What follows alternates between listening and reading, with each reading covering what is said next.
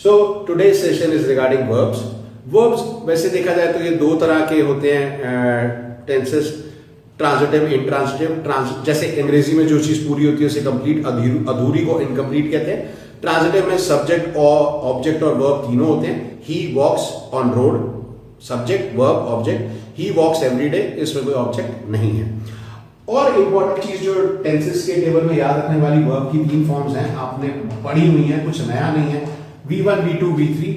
आसानी के लिए हम कह देंगे V1 प्रेजेंट है, V2 पास्ट है, V3 वैसे तो सही वर्ड नहीं है बट आसानी याद रखने के लिए हम कहेंगे बहुत पास्ट है।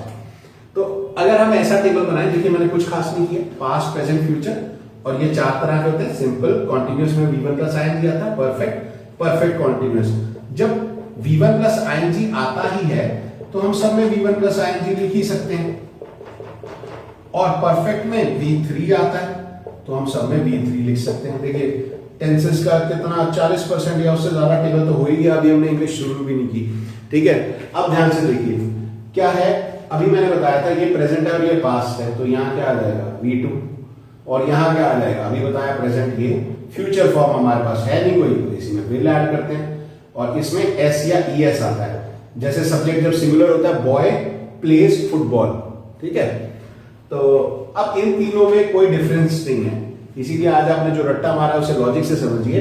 इन तीनों को डिफरेंशिएट करने के लिए जिन वर्ड्स की हम हेल्प लेते हैं उन्हें हेल्पिंग वर्ब कहते हैं। पास्ट में आप जानते हो वॉज या वर आता है, यहाँ पे इज एम आर आता है, ये आप जानते हो, नथिंग न्यू। बस यहाँ पे हम शैल में बात नहीं करेंगे, अभी विल पे स्टिक करते हैं, यहाँ पे विल भी आ जाएगा, ठीक है, कंटिन्यूटी को बताता है। और परफेक्ट में क्या होगा, अगेन कोई डिफरेंस नहीं है, तो डिफरेंशिएट करने के लिए जिन वर्ड्स की हम हेल्प लेते हैं, हैज, हैव, और यहां पे आ जाएगा विल ही आएगा, देखो सारी जगह आ रहा है, बस हैव आ जाएगा। अब इन दोनों का कॉम्बिनेशन, लेट्स से ये मम्मी है और पी से पापा, इनकी शादी हुई तो ये बच्चा हो गया, इसमें मम्मी पापा दोनों के गुण होंगे, ज्यादा इंपॉर्टेंट मम्मी होती है क्योंकि हम कहते हैं मदर टंग है, तो उसकी पहचान क्या है एम से, वो है V1 प्लस आईएनजी, तो हम सब में V1 प्लस आईएनजी लिख देते हैं। अब हम परफेक्ट से ले क्या, हमारे पास बचा क्या परफेक्ट से लेने के लिए, हेल्पिंग वर्ब, बाकी सब तो आ गया सब्जेक्ट ऑब्जेक्ट वर्ब, तो हमने वहां से ये उठा ली हेल्पिंग वर्ब। तो अब पॉइंट ये है कि फादर है टिपिकल इंडियन मेल, वो कह रहा मदर की तो दो चीजें मेरी एक, तो उसको पैसिफाई करने के लिए उसके आगे बजाओ बीन। अब लेट्स से ये पंजाब में बच्चा पैदा हुआ है, तो लड़कों के लिए सिंग और लड़कियों के लिए फॉर होता है, तो ज्यादातर नॉट ऑलवेज सेंटेंसेस में हम इस तरह सिंस या फॉर इस्तेमाल करते हैं। सिंस और फॉर में क्या डिफरेंस है ये आप मुझे कमेंट बॉक्स में बता सकते हैं, ठीक है। Another thing to remember is एक सब्जेक्ट वर्ब एग्रीमेंट करके भी होता है, वो अगर आपकी रिक्वेस्ट आएगी तो मैं वीडियो बना दूंगा। क्विकली समझाने के लिए यही है कि जब सब्जेक्ट सिंगुलर होता है, बॉय के साथ वॉज आता है, बॉयज के साथ वर हो जाता है, ही के साथ इज होता है, आई के साथ एम होता है, दोनों सिंगुलर, ये आर होता है, और हैज और हैव में हैज सिंगुलर है और हैव प्लूरल है, राइट।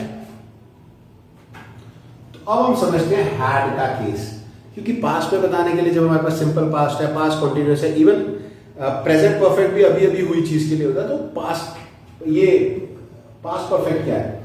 अगर मैं ये सेंटेंस कहूं, if he would have studied hard he would have passed, इसमें गलती ये है, ये दोनों चीजें एक ही टाइम पे नहीं हुई कि आप इसमें एक ही टेंस इस्तेमाल करें। W थोड़ा साफ नहीं लग रहा है, ठीक कर लो।